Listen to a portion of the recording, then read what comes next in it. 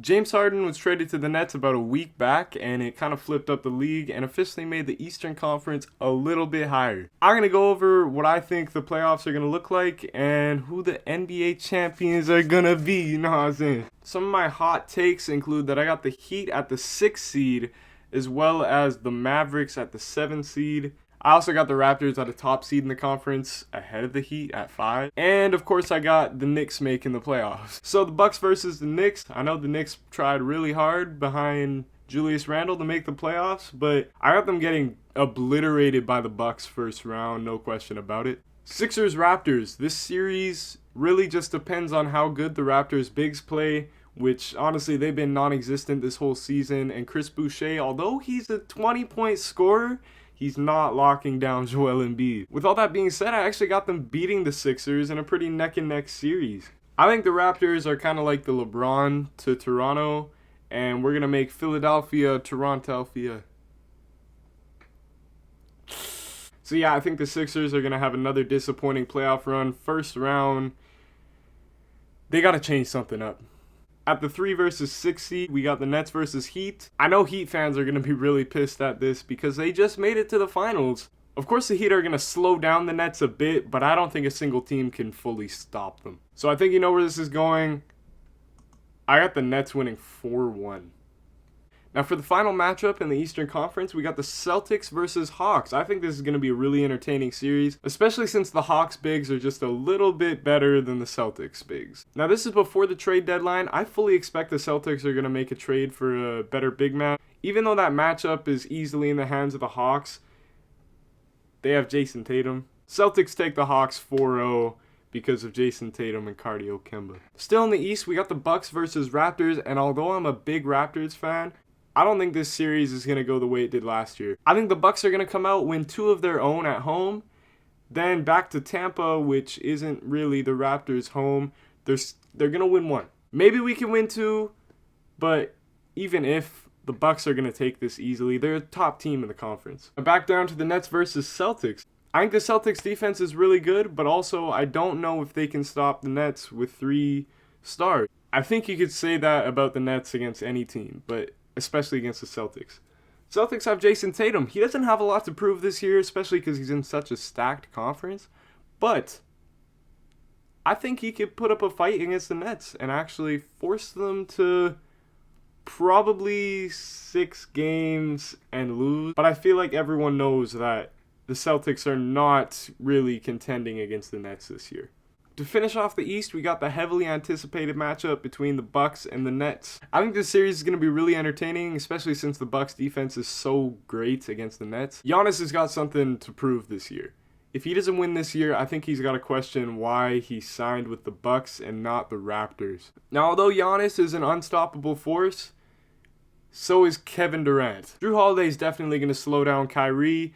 Giannis is definitely going to slow down Kevin Durant. I don't know whether Chris Middleton or Dante DiVincenzo is going to be on Harden, but either way, he's going to be slowed down a bit. I think the main thing in this series is how well the big 3 gels together. If the Bucks win this, it's because the Nets just traded one of their best defending centers, and now they kind of have none. Long story short, Giannis is going to absolutely destroy the paint, but I can't see this big 3 losing against the Bucks. I have the Nets winning this in 6 games. Now that the Eastern Conference is out of the way, over to the West, we got the Lakers versus Spurs. DeMar DeRozan is my favorite player of all time, and I feel like he's going to have a breakout season right here. The Spurs had a tough time last year and didn't make the playoffs, but I think he's going to push them to the 8th seed. The Spurs defense is pretty good, but the Lakers is a little better. Despite the coaching of Popovich, the Lakers are going to take this in 4.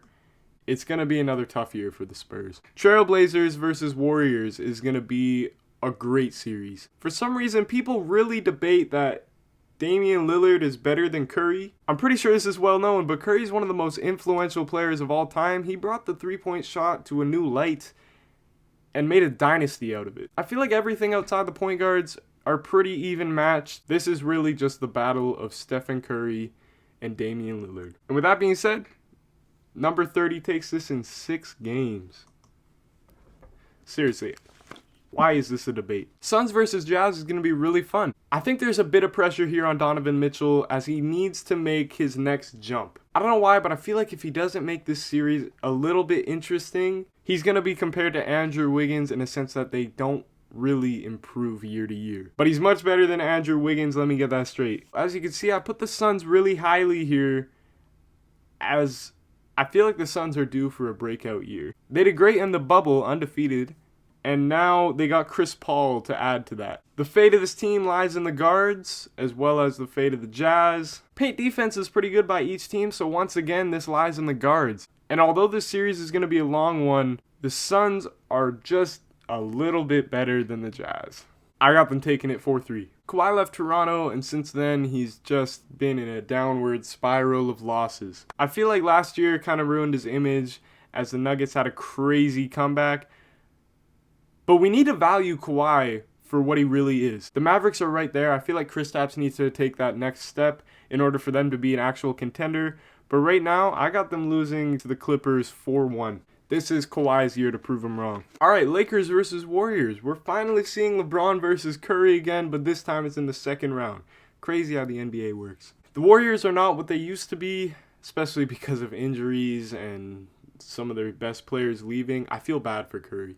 Yeah, they're going to put up a bit of a fight. You're not going to put up the biggest fight against the reigning champions. The Lakers are going to take this 4-1, and the reason I have it that way, I feel like Curry's going to have one breakout game, maybe in game 1 or game 2, and propel them up, but the Lakers are just more powerful. Suns versus Clippers is going to be really entertaining, as we've seen what Chris Paul has done when he's an underdog. Devin Booker is going to do his thing, but to a lesser extent, as Kawhi is going to slow him down a bit, but you can't stop him.